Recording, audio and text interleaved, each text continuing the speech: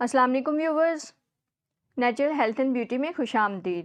تو ویورز، آج کی ویڈیو میں ہم بات کریں گے بخار کی شدت میں کمی کیسے لائی جائے۔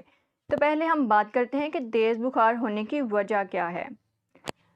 تو ویورز، آپ نے دیکھا ہوگا کہ ہمارے ہاں گھروں میں ذرا سی طبیعت خراب ہونے پر انگلش میڈیسن کا پیناڈول، بروفن یا کالپول کا استعمال عام ہے، جس کی وجہ سے آپ کے بچوں کا امیون سسٹم کمزور ہو جاتا ہے اور اگلی دفعہ جب بخار ہوتا ہے تو امیون سسٹم اس کو کور نہیں کرتا بلکہ دوا کے انتظار میں رہتا ہے، جس وجہ سے بخار 102 سے بڑھ جاتا ہے اور دوا کے مستقل استعمال سے آپ کا امیون سسٹم دوا کی مقدار بڑھانے کا مطالبہ کرتا ہے۔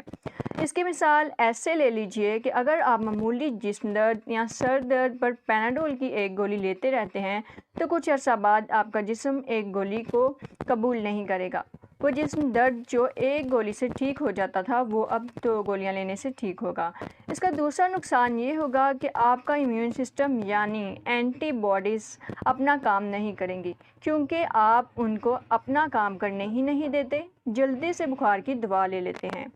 تو ویورز، اب ہم جانتے ہیں تیز بخار میں کمی کیسے لائیں۔ نمبر 1، پانی زیادہ پینا۔ بخار کے نتیجے میں جسم میں پانی کی کمی ہو سکتی ہے، پانی، جوس یا سوپ وغیرہ کا استعمال کریں۔ نمبر 2، آرام۔ آپ کو بخار میں کمی لانے کے لیے آرام کی ضرورت ہوتی ہے، کیونکہ جسمانی سرگرمیوں کے نتیجے میں جسمانی درجہ حرارت بھی بڑھنے کا امکان ہوتا ہے۔ نمبر 3، ٹھنڈا رکھیں۔ ہلکے کپڑے پہنیں اور سونے کے دوران اوڑھنے کے لیے ہلکی چادر کا استعمال کریں۔ نمبر 4، ڈاکٹر کے پاس کب جائیں۔ اگر بچے کی عمر 3 ماہ سے کم ہے اور درجہ حرارت 100 فارنہائٹ تک پہنچ گیا ہے تو ڈاکٹر سے رجوع کریں۔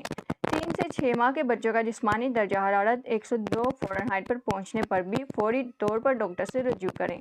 تو ویورز، 6 ماہ سے 2 سال تک بچوں میں بھی بخار کی شدت 1 دن تک برقرار رہنے پر ڈاکٹر سے رجوع کریں۔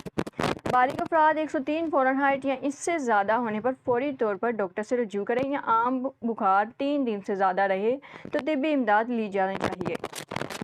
ڈاکٹروں کے مطابق بخار 3 دن رہے تب خطرناک ہو سکتا ہے، مطلب یہ کہ 1 دن یا 2 دن بخار کوئی مسئلہ نہیں ہوتا۔ تو ویورز، اب ہم بات کرتے ہیں بخار سے بچا کیسے جائے۔